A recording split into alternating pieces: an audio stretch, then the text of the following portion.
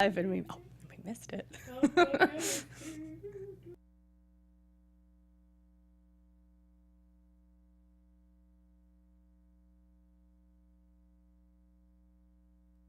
Hi, welcome to AFTERBUZZ TV Spotlight On. Today I'm in studio with Renee Lawless. Now you might know her from the Haves and Have-Nots.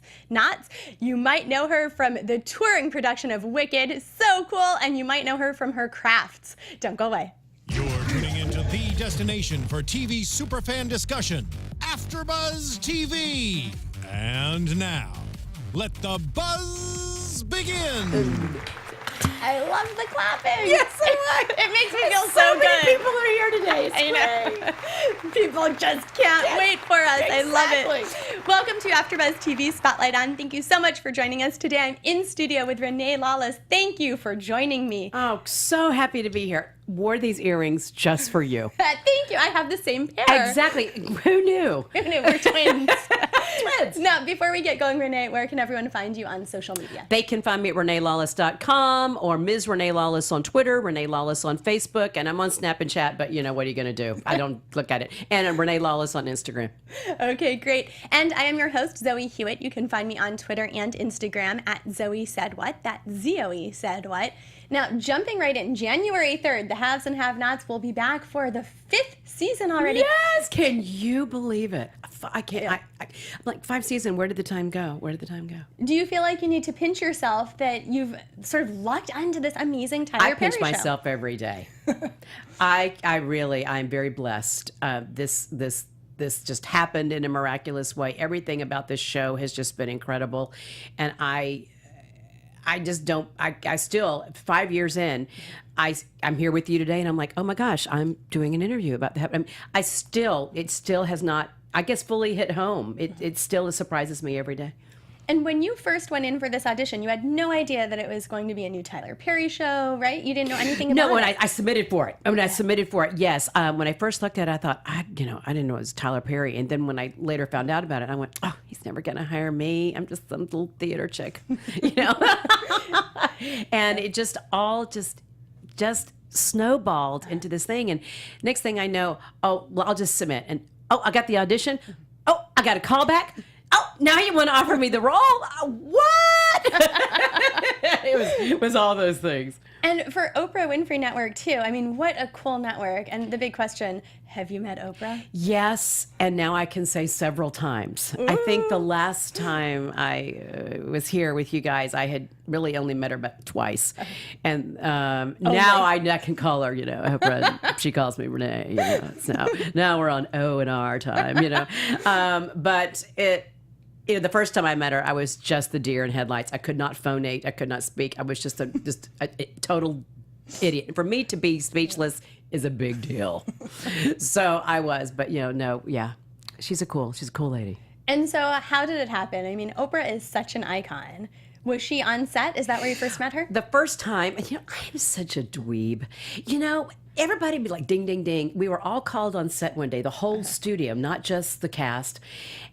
And all these people around, and I'm like, Oprah's, what? I was ding, ding, ding, did not put 2 and 2 together. I'm just a dweeb. And she walks in the door, Mr. Perry came out and was just like, opens the door to the set and goes, and here, but she walked in. I was just like, I was frozen. I was like, what? What? Oprah's here? Which I should have figured out. Of course that was going to happen. So she did. The first time I met her was on set, yeah. I mean, right. As the big boss, it's sort of silly, like, have you met your boss? Exactly. Yes, I've met my boss. And duh, But it's still, she's like this mythical creature.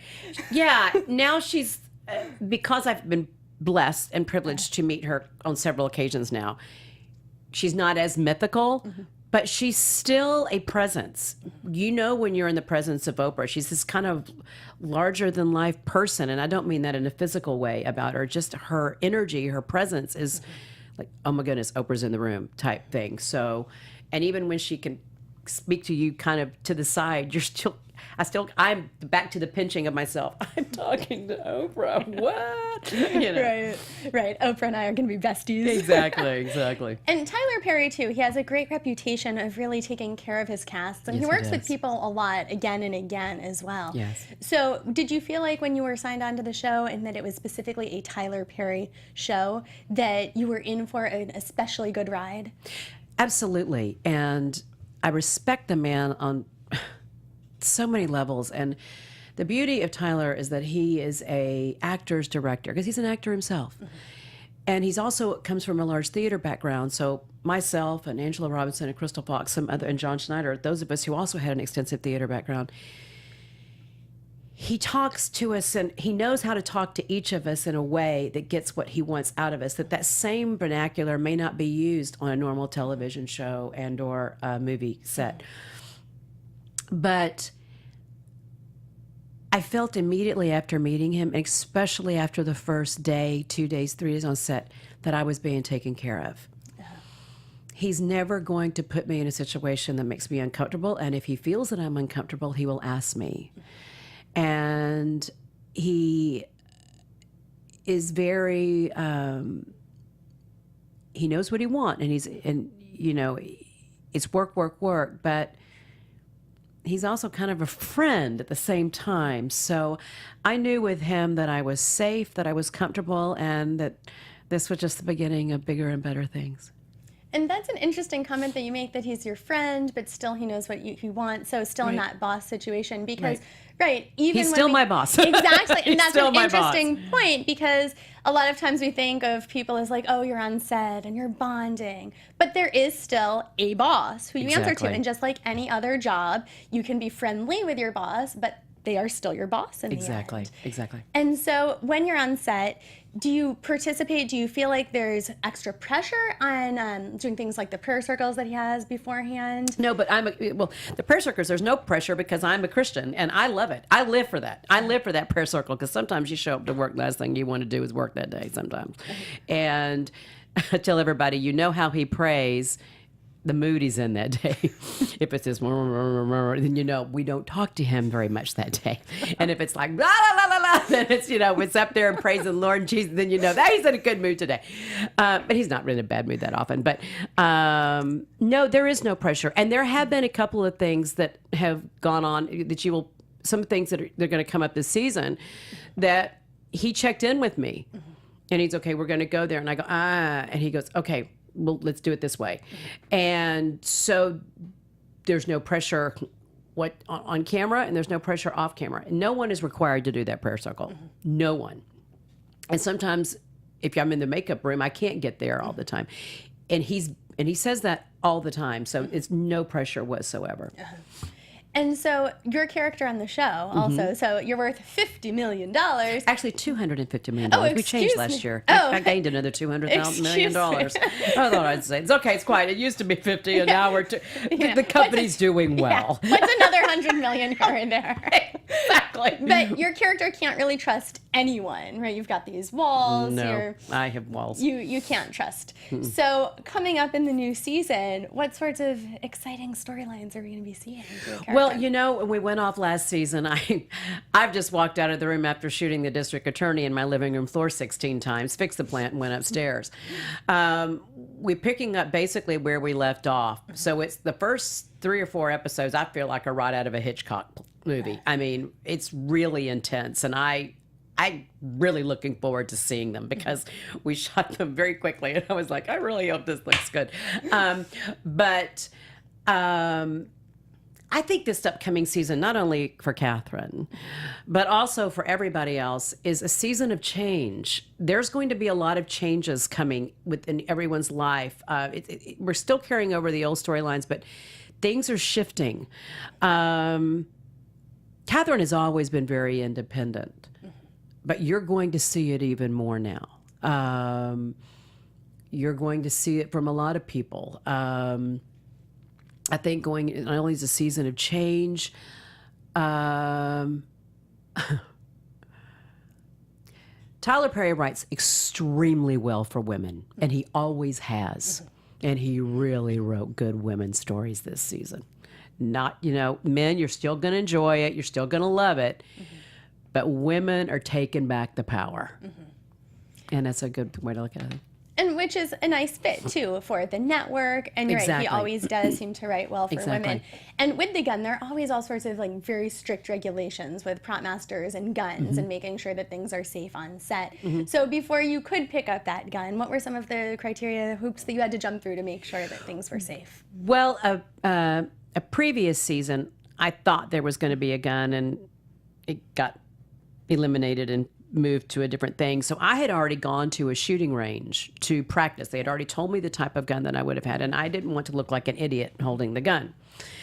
The prop master had come into my dressing room the day of the shoot to show me the gun that I had and everything about it, and to show me that it was in fact a fake gun. There was no, there's nothing in a chamber. There was nothing to even go down a chamber. So in other words, the tube is, or the chamber, whatever it's called, is blocked. And then in the moment, this is my little inside story. In the moment, I was trying to be really cool, and I'm supposed to stand up and shoot. And I purposely wanted to be the super cool dude who just stood up and just pointed one hand and just shot. Well, Mr. Perry calls cut and goes, "Stop, tell you never shot a gun before." And I'm like, "Yes, I have." And he's like, because he wanted me to do, the two-handed thing.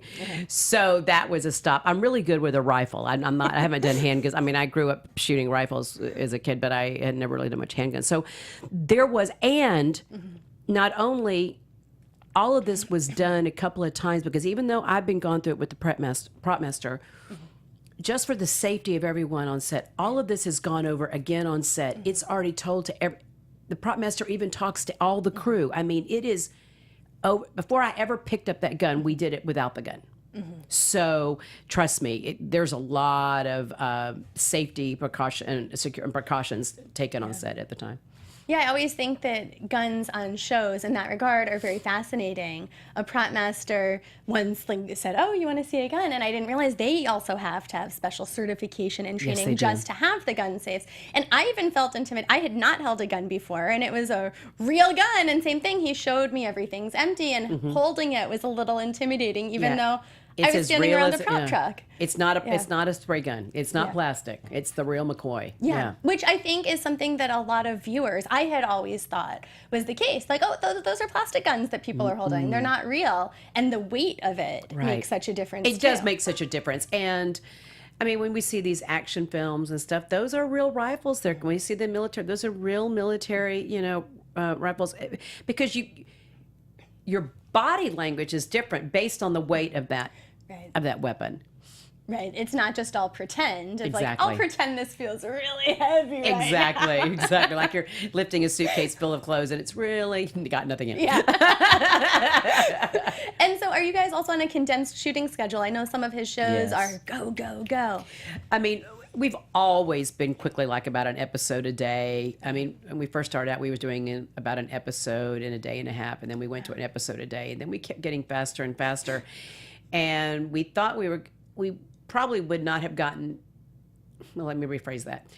We went lightning speed last season, not because he necessarily wanted to go that fast, but we happened to be filming it just as the way the schedule landed in transition to the new studio that he purchased. And we had to shoot out sets from the old studio. Those sets were being moved, but they couldn't be torn down and moved in the time frame. So we were shooting out some sets.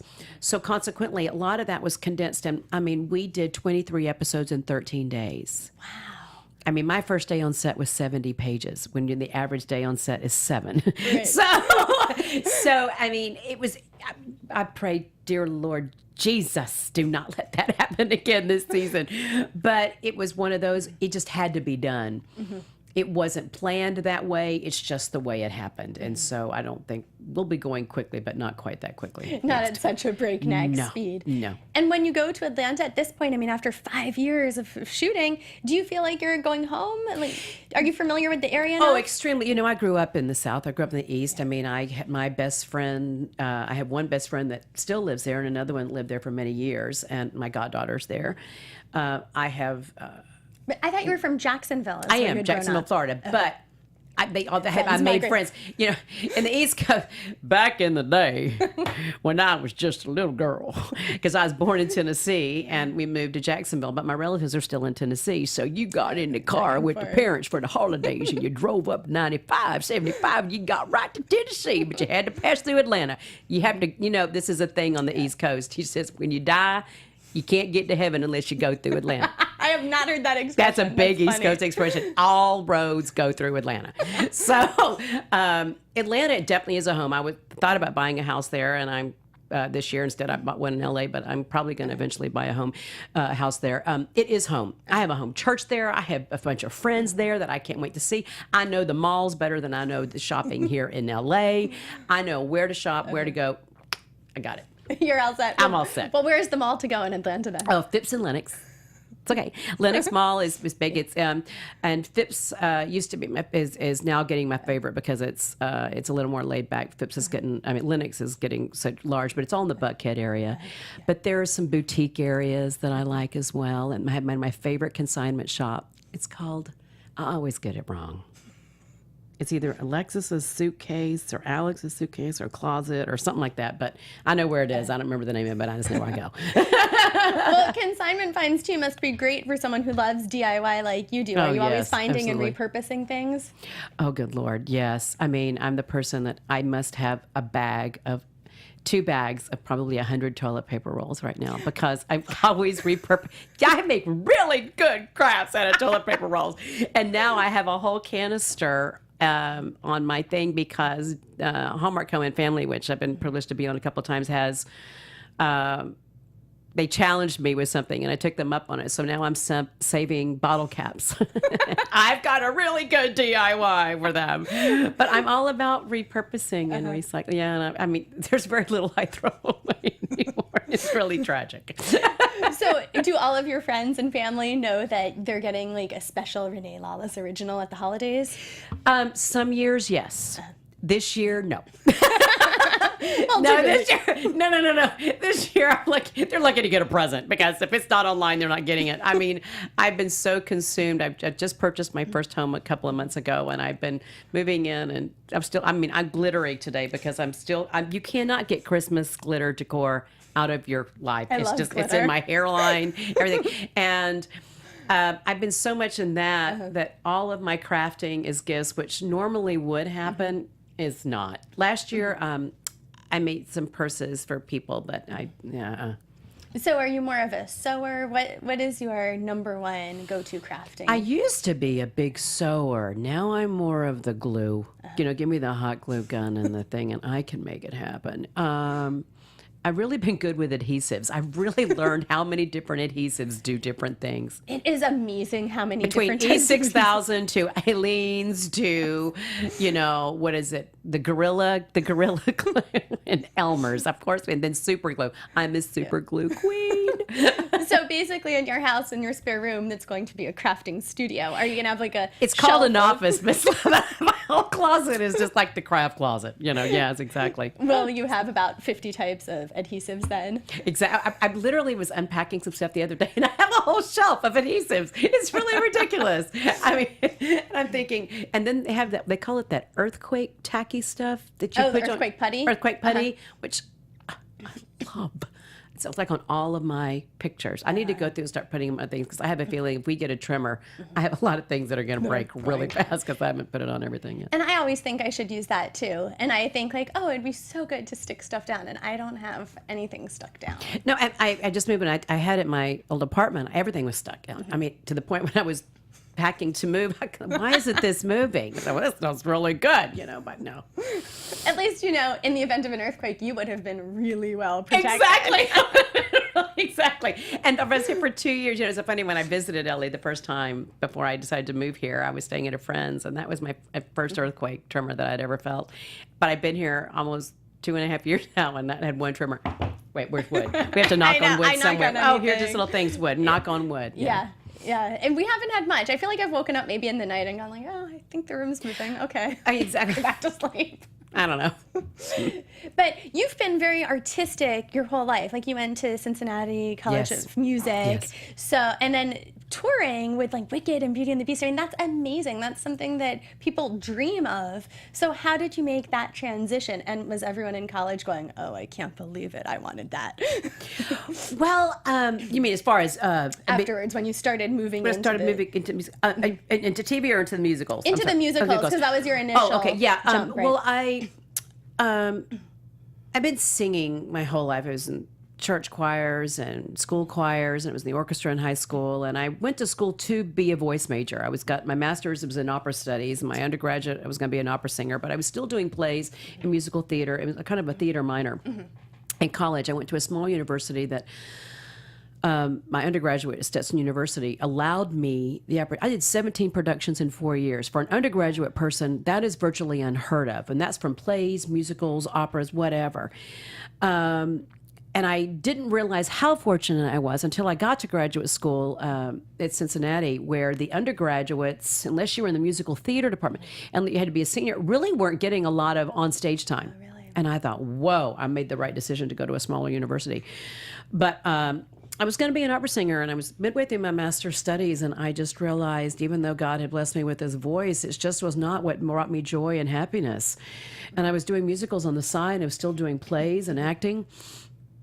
And I finally, when I walked away, although I've done an opera here and there, and I still do concerts, I never really went back to that medium. I still pursued more of the musical theater, Broadway, that would hopefully catapult me into television and film. And took some time off and worked for the Mouse in Orlando. That big one with the big ears. And finally just made the move to New York, and was very fortunate that I started performing regionally and nationally right off the bat, and a lot of the regional theaters. And then landed the national tour of Beauty and the Beast and on to Broadway. And in the meantime, I had done some independent films. Before moving to New York, I had gotten my SAG card. I did a TV series with Dolly Parton called Heavens to Betsy that never really aired, sadly. She made a movie about it a couple of years later. But that kind of, I got the itch or whatever, realizing that's what I really loved. And Wicked came along, and when I decided to leave Wicked was around the time I started auditioning with the Have and Have Nots. It's something I was still pursuing that, but it was a difficult transition. I think it's easier for theater people that are in a Tony-winning show or have won a Tony they think, oh, you won a Tony, you can go and be a TV movie star. And I'm going to offend a lot of people by what I'm getting ready to say. Don't hold this against me, producers and directors in Hollywood. But it's much more difficult for people with a strong musical theater background. They do transition, but it's a harder road to hoe because, unfortunately, some of the cast and directors still see them in that musical theater light, unless they win the award. And then all of a sudden, oh, I guess you can, whatever. And so you basically have to pound the pavement and knock on the doors yourself. And once you break through, then you are, they think, oh, yeah, well, you can act. Okay, yeah, well, I always could. So thank goodness Tyler Perry did not have those barriers up and opened that door. And now other doors have opened up for me here in Los Angeles. And have appreciated. I do know casting directors out here appreciate the work ethic of a theater actor. So, no, back into your original question. I know I've been rambling. No, not at all. Nobody ever, actually, in what you first said, none of my friends or enemies, and when I say enemies, people that were jealous, in college or high school are surprised at my career at all. Because I was very focused. I always knew what I wanted.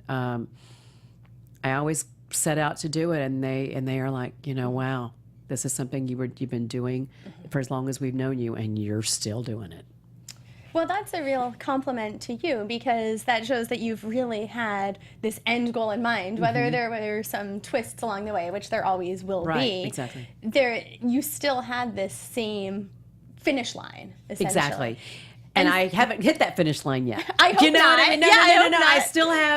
I still have miles to go before you sleep, exactly. And another thing, people say, oh, you're just so successful. Yes, I have reached a monicum of success that a lot of people haven't. Been fortunate to be on Broadway. Been fortunate to be on 2 national tours. I'm on a hit TV show. I'm the star of a hit TV show. One of the stars. I'm not the star.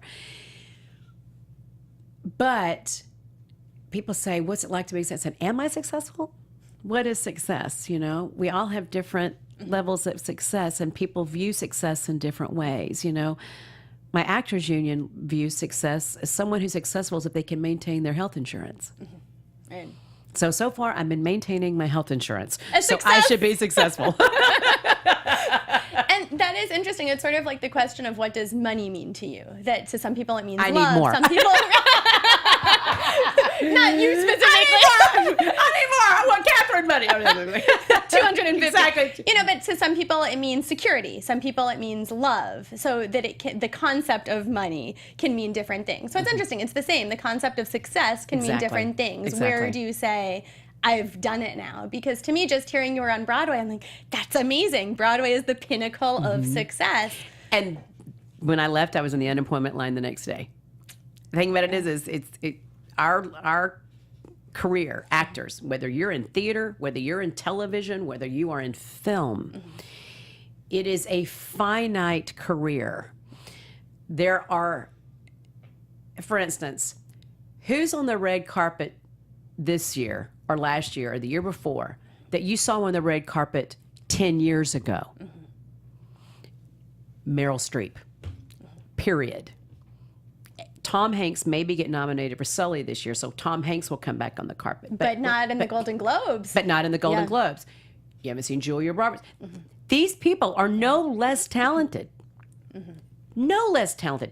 They're still, but fortunately they've reached, some of them have reached a level of success that they don't have to make a film every year and they can choose not to. Right. But there are countless Academy Award winners out there that haven't even made another film in a while or a TV show or something. And they're no less talented. But it is a fickle medium. And it doesn't mean that they're even not liked. They're still adored and fans would pay money to go see them.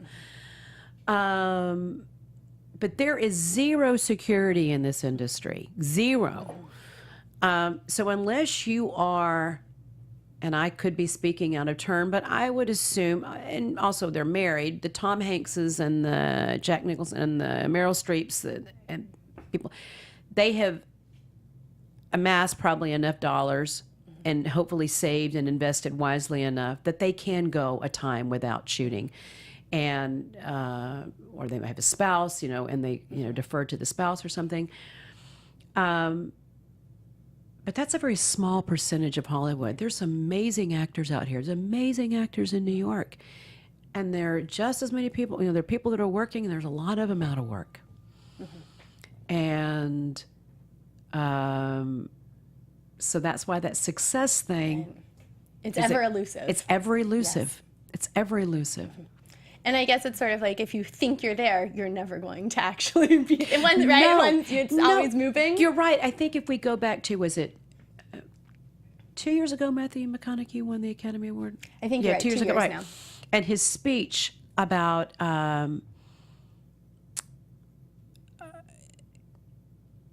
how he's still never where he wants to be. I can't remember exactly, but it was something about he's always got something to strive for. And speaking of Matthew McConaughey, I still take class.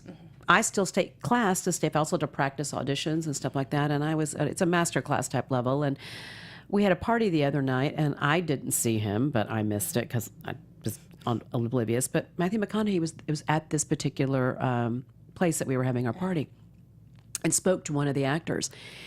And this young actor asked him, you're an Academy Award winner, you're a father, you have these beautiful children, you've reached all this success. What makes you get up in the morning? And his response to that was something, he says, I wake up and I still have an eye on something. And I say it and I stake it. And I look and that I have to find, I get up to a beautiful wife and children, but he still has his goals. Right. He still has things that he hasn't achieved, and he has to claim it when he wakes up every morning. Right. You can't live for someone else. You may Correct. have a wonderful wife, but that's not Exactly. enough. I mean, presumably I'm not Matthew McConaughey, but right, that's not right. enough. You need something of your own. Exactly. You do. And this town is, it's an illusion. People say, oh, there must be these big famous. That's not what it is. It's a lot of things are an illusion, and you have to keep grounded. You have to keep your wits about you, or you can get wrapped up in all this, and you can get swept up, and that's all it is. It's just this big, they're people. They go to the grocery store. They get dressed the same way. We get dressed the same way as anybody else. And we still have heartaches. We still have desires. We still have wants. And we are left, unless you reach that little 1% up there I told you about, you're kind of at the mercy of a lot of other people. And I don't think that that's unique just to LA or even just to the specific industry. I feel like that no matter what your career is, it's always easy to look at someone who has been doing it longer and who is more successful. And however, look at you in broadcasting. Exactly. Look at broadcasting. The same thing what you're doing right now. You're a host, you're an interview, and you look at all the shows out on television out there, The View, The Real, The Chat, The Talk, the something, and everything's the something. And then you have, the Jimmy Kimmels and the Conan and O'Briens and all those people out there. But you look at the longevity of some of them and look how rapidly these other shows host come and go. And then especially, I'm going to get into trouble here. Never. Especially like in your medium, I'm hoping this is changing, but women more so than men have to worry about their appearance. How many gray-haired newscasters, women, do you see on television these days? It is. It's a very different thing for a woman to age than a man. And have you felt that as your career has progressed? And obviously everyone ages. That's just part of life, if you're lucky. Right. I've had a pro and a con. I finally feel, praise God, that I am finally coming into my own. I've always been a character actor. And I finally, even though I don't really look my age, I have no problem telling people my age because I want to play my age. And I'm able to play a little bit younger than my age, and sometimes I get called in for a little older. But it's a juicy time, and I'm able to be viable, I feel like, by the same token, with the exception of theater, because I've got that established there.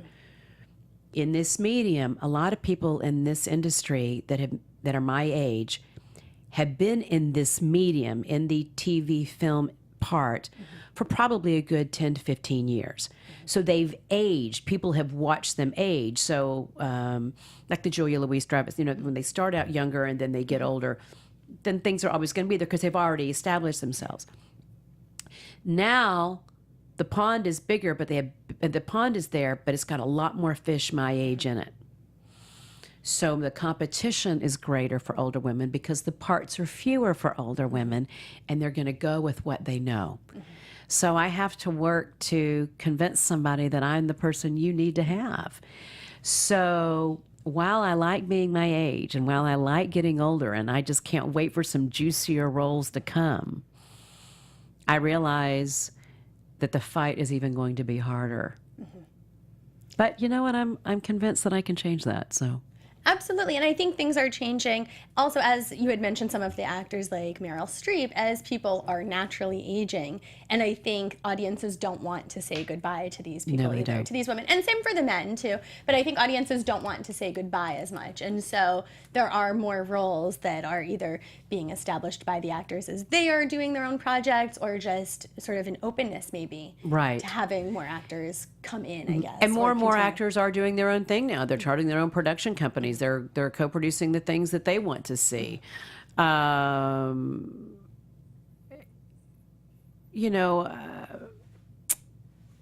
can't think of her name. Martina Martindale. She's did The Haulers this recently, a beautiful film. And I have been a big fan of hers for so long. She's on The Americans, and she's a steadily working actress, but very underrated, highly respected. But I just think she's finally coming into her due, and she's been working for a very long time. But she's not that. She's like, she's kind of like that Kathy Bates character. It's not Hollywood glam. It's not overly character, but they're good. I mean, I could watch Kathy Bates every single day. And I don't, care if you're young and tall and skinny. That's not, they're a dime a dozen. Right. I want to see somebody giving me meat, I want to get in there, And you're working on also doing your own projects in order to further that. You have an online show that you're working on right now. Yes, as well, it's right? Renee's Way or the Highway. I know y'all have heard this before, and it had been put on the back burner for so long, and finally it's coming to fruition. I've had some scheduling delays due to my schedule, which is not a bad thing, but it's now blossomed into be... It was just going to be basically me doing a craft here and there and basically giving commentary on my own personal opinion about things, like a vlog. But now it's turning into not only a full-on DIY online series, but also I'm going to have a whole chapter of, the 12 months of Christmas type thing. It's going to be Christmas year round because that's just where I excel. As well as crafts, or my 2 cents worth on opinions about different things. So do you spend a lot of time like searching Pinterest and other Oh, places? I live for Pinterest. I live for Pinterest. As a matter of fact, I just had some shelves that these built-ins, not built-ins really, but these shelves I was going to put on either side of my fireplace. And I was going to have them custom built and da-da-da-da-da. And I literally was walking through IKEA for some completely unrelated matter one day and looked over and saw these shelves that were the perfect color, perfect. I went, oh my gosh, those are the shelves. I can do an IKEA hack off of Pinterest. And that's exactly what I did. And they've just been completed. I've got these 2 gorgeous shelves now, and you would never know I bought them at IKEA because I've completely hacked them with the baseboard and the cute little thing on the top. And sadly, that won't be on my blog because we already built it and we didn't record it. But I just totally lost my train of thought.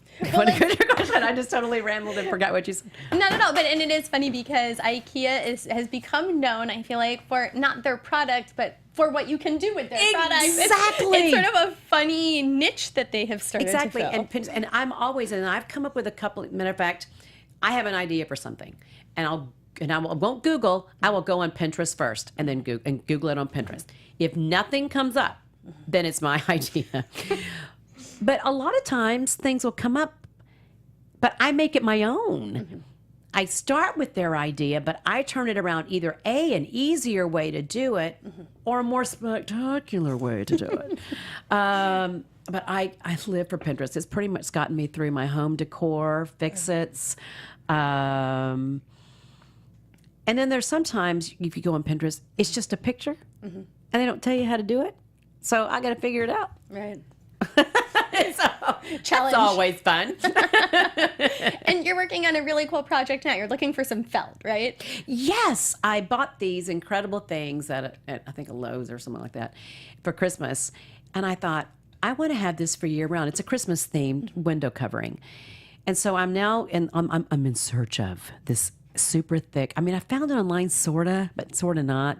Super thick felt that you can cut out and make like a thing. It's going to happen sometime. I don't know. We'll see a stencil. It'll be up there. It'll be up Renee's there. Way or the Highway. Renee's Way or the Highway. And don't go in there yet. You're just going to see my smiling face looking back at you. But yeah, it's going to roll out. And I've already done some pre-things. My favorite store, and I'm doing a shout out for them now. It's called The Christmas Place in Pigeon Forge, Tennessee. And I spent 2 days prepping and a day filming there at the store. They were very gracious to allow me to come into their store and film because I just wanted to highlight how phenomenal this store is, where I buy a lot of my stuff, crafts and decor for Christmas. And after we had the fires in Gatlinburg and Pigeon Forge a few weeks ago, I was immediately on the phone to make sure they were okay. They were out of harm's way, but I wanted to make sure the employees no one had lost their home because a lot of them live in that area. Yeah. And they were spared. They've got a massive hotel called the Christmas Place Inn right across the street. I was want to make sure that was okay. I had just been there. I had just been through that whole area that was burned. And I'm doing a big shout out to the Christmas Place in Pigeon Forge, Tennessee, because I am going to feature them on the vlog, and I want y'all to patronize them. Yeah, that was a horrible fire and situation. Oh, that's my home. And so you've been going there and buying stuff, but did you pull out the, I was born in Knoxville card, like I'm one of you type of thing? Yeah, very much so. And oh, trust me, they got that real quick because I'm a big I had just gone the week prior because I had gone to the Tennessee-Alabama game, which we won't discuss because we lost horribly. But I was also there for a wedding. But the store has what I call the SEC corner, and they have ornaments and all this kind of stuff for all the different SEC teams from Tennessee to Georgia to Florida to Alabama and LSU. But they had this whole massive table thing of just all this Tennessee stuff. So my whole segment that I did, I started singing Rocky Top. Rocky Top will always be home, sweet home to me. I did this whole thing. I had the orange T-shirt on. I was holding the orange and the Tennessee ornaments. Tennessee got a really big shout out. I mean, I was born at University of Tennessee Hospital. I was born a volunteer. So let me tell you, people go, but you didn't go there. I said, I don't have to. I bleed orange. I was birthed there. That's the hair. Everything. It's the hair. The bigger the hair, the closer to God. You know what I'm saying? That's my motto, and more bling too. Well, that's great. Well, now we know where to find you. That's January 3rd for the Haves and Have-Nots. Exactly. We know where to shop with you.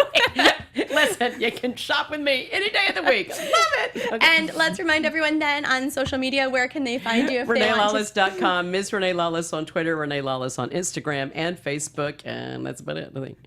Until the next one comes along. Exactly. Yeah, until another app comes up that I have to cram and learn. Absolutely. And I am Zoe Hewitt. You can find me on Twitter and Instagram at Zoe Said What. That's Zoe Said What. You can also find me on YouTube at Zoe Hewitt Hosting, where I do a weekly movie analysis show. Thank you so much, Renee, for joining me. This has been great. Yes, it's been fun. Have a great day, guys. Bye-bye. Bye. From executive producers Maria Menounos, Kevin Undergaro, Phil Svitek, and the entire AfterBuzz TV staff, we would like to thank you for listening to the AfterBuzz TV network. To watch or listen to other after shows and post comments or questions, be sure to visit AfterBuzzTV.com. I'm Sir Richard Wentworth, and this has been a presentation of AfterBuzz TV. See you later. The views expressed herein are those of the hosts only and do not necessarily reflect the views of AfterBuzz TV or its owners or principals.